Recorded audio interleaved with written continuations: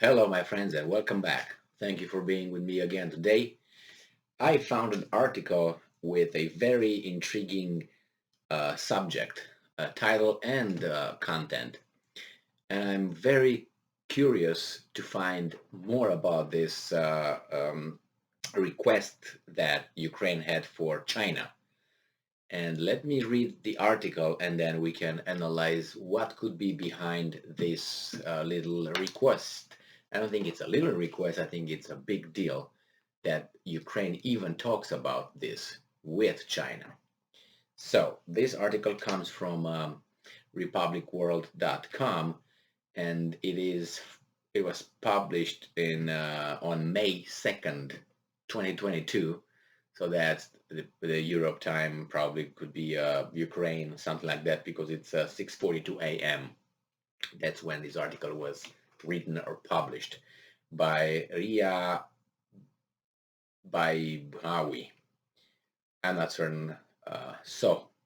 Let's go. So it says here that sign of our respect and trust. Ukraine Foreign Minister Dmytro Kuleba asks China to provide security guarantees against Russia.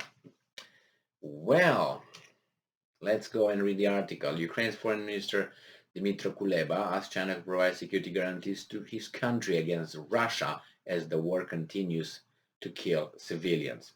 Okay. And it says here, speaking to Xinhua News on Sunday, Kuleba said that Kiev was currently studying the possibilities of acquiring security guarantees from permanent members of the UN Security Council, including China and other major powers. We propose that China becomes one of the guarantors of Ukraine's security.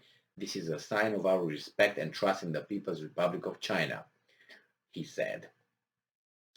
Then, talking about China, Kuleba highlighted that Russia compromised Beijing's signature Belt and Road Infrastructure Initiative. We also believe that this war is not in China's interests, he said. Notably, China is the only UNSC permanent member which has yet refrained from publicly condemning Russia's all-out war on Ukraine. A recent report also stated that China business tycoons have shown immense interest in expanding their businesses in Russia and added the West sanction would be beneficial for them. Wow, so I don't think it's all-out war against Ukraine, because if it will be all-out war, we just do what the Allies did in the Second World War with Dresden and Hamburg. Germany means total bombardment of those cities, and uh, the report saying that about 100,000 people perished in those bombardments in Dresden. Uh, so why is this Kuleba asking for guarantees from China if his country will beat Russia? Is my first question.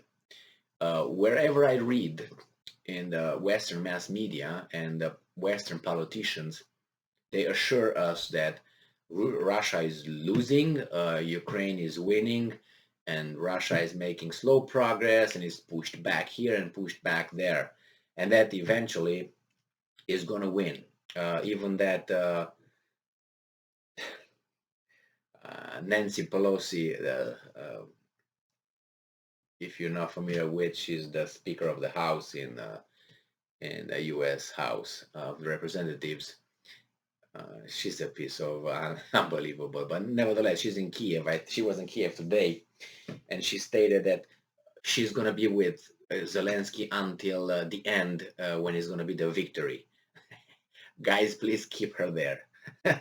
Zelensky, keep her there. Do something to her and keep her as long as you want. Anyway, so so they're all certain that Ukraine will win. Now, if you win, why do you need guarantees? I mean, that means Russia will be just, pushed in a corner, and Russia will not be able militarily to do anything to Ukraine because of the defensive alliance called NATO will defend Ukraine. Now, aside with kind of joke here, and let's talk about reality. Russia stated that they want to accomplish 4 things out of this campaign.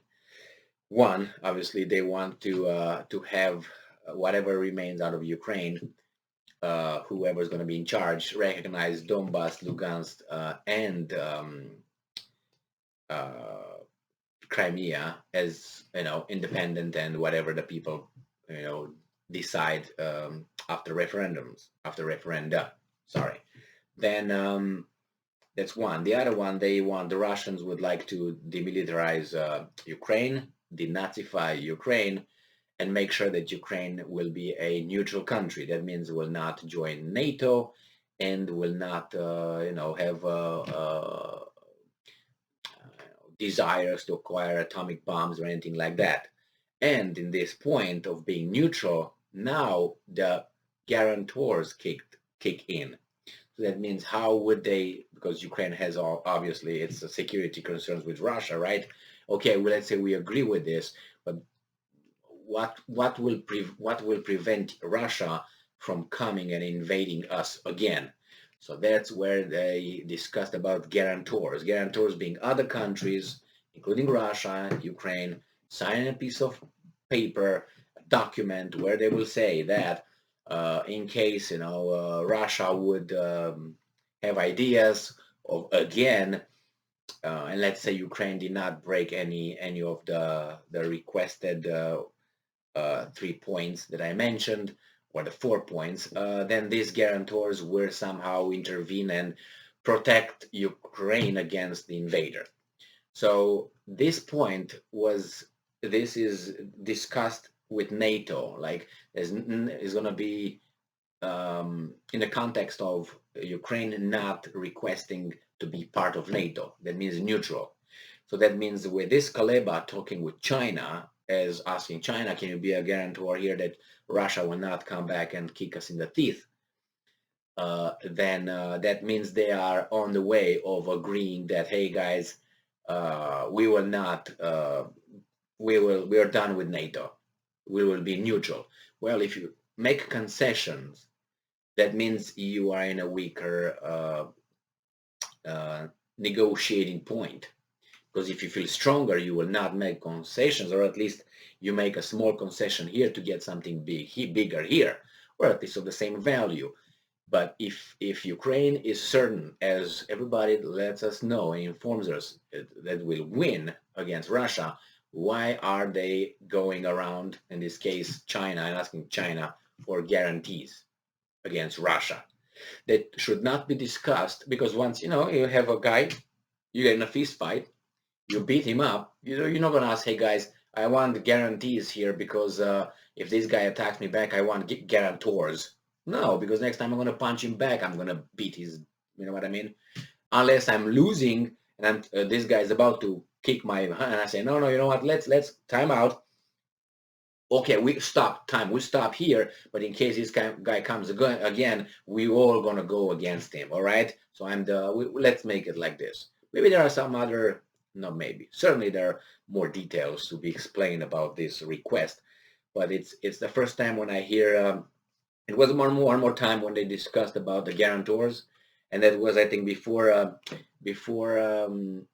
the legations of Russia and Ukraine met in Turkey, and Erdogan was the facilitator of that negotiating session, and where the Ukrainians came with some concessions towards the Russians, and the Russians says, yeah, that's good, but it's not, it's not all of it. We want more.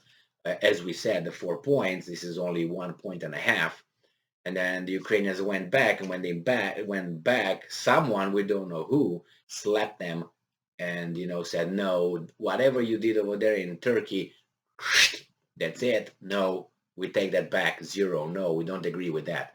So the Russians were like, what is going on here? But they knew exactly what was going on here, because daddy smacked the kid. What are you doing in Turkey, man? What are you doing? You give concessions without asking us?